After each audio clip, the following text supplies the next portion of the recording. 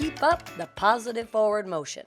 So one of the things that you share is when we take control. So when, here you are, this basketball player, and you're doing all these things and you're serving everybody else while you're going through all this craziness in between, right?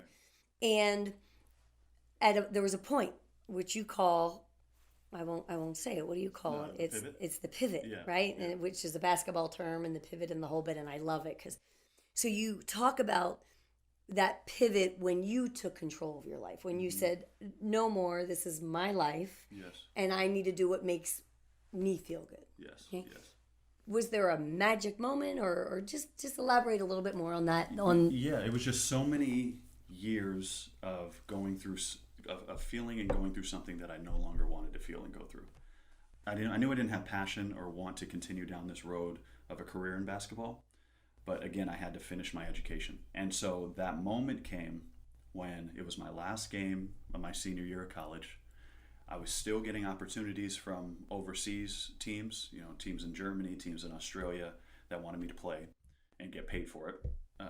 After I sat back and I heard the buzzer in my last game and I was on the team bus, I knew. And I called my mom and said, Mom, this is it.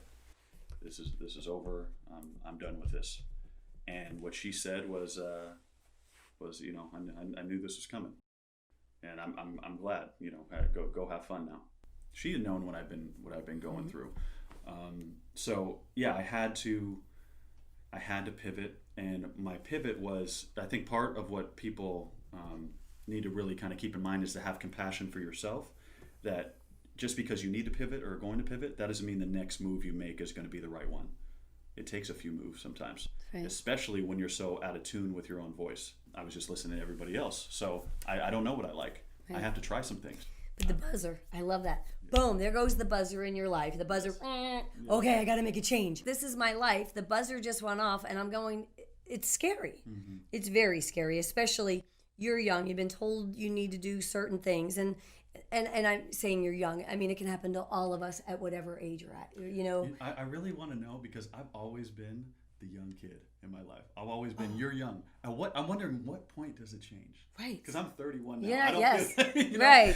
Am I still going to be hearing that? And I'm okay with it, but I've always, for all my life, it's been, you're young. You're young, right. Yeah, it's just funny. Sorry. And it gets scarier the longer you go. So for learning these lessons, like here's the buzzer in your life, you're uncomfortable, you're making a change. Yeah. Okay.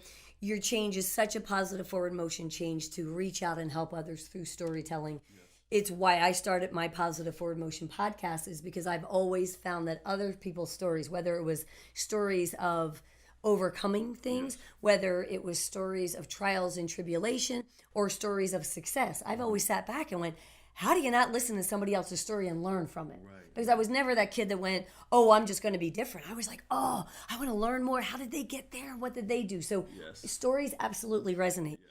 But here you are, and you're going down the storyteller path. Mm-hmm. Well, 20 years from now or 10 years from now, whatever it may be, your buzzer may go off again. Mm. It may. It may. Right? Yeah. And if it does and it goes off again, for anybody out there listening and knowing, it's your buzzer, it's your life. I mean, do you want the buzzer to hit, they're lowering the casket, and then you go, it's too late. I should have done something, right? To do it now. And I wonder, because telling stories and helping people be empowered and be better, mm-hmm. right? Mm-hmm. When you have that self-confidence and you feel good about yourself, mm-hmm. you see things differently. We can go out in the world and we feel that we can make a difference, mm-hmm. and that we can help mm-hmm. others. Yeah. Right? So if you're angry with yourself and you don't like yourself, I mean, let's just back up a little bit. I don't know your dad, but I do understand mental illness because I grew up with it and have it in my family. And so many times other people in the family can be like, why are you projecting that to me? And just the other day, my brother was going through a very difficult time. He's 60, but he's been dealing with it, as I mentioned, since he was very young. And my mom was like, I'm so sorry. And I said, I don't take it personally anymore. I from him, I don't, because I know it's his struggle. Right. And when he's feeling good about himself, how he can be so helpful to everyone else. Mm-hmm. And I feel sad that he's going through that. So my hope and my wish is to help him find his truth and okay, be afraid to make change, because guess what, it's scary. Yeah. Right. It had to be scary for you, but to pivot. And I love what you said, pivot and go.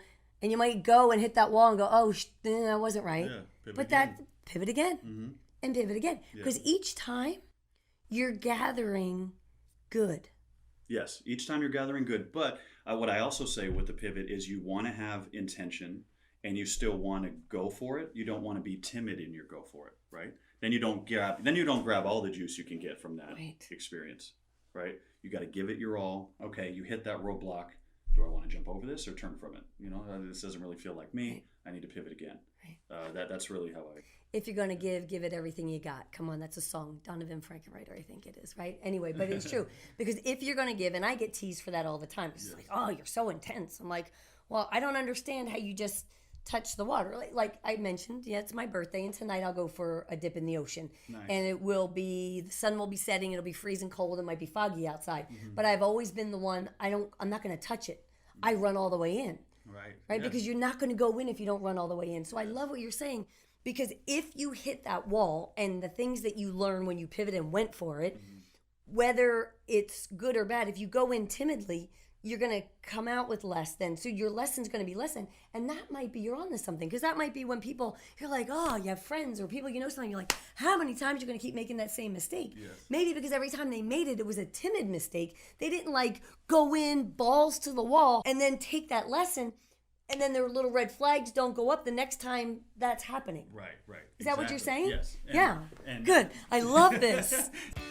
As always, I'm wishing you continued success and happiness, both personally and professionally. And remember to keep up the positive forward motion.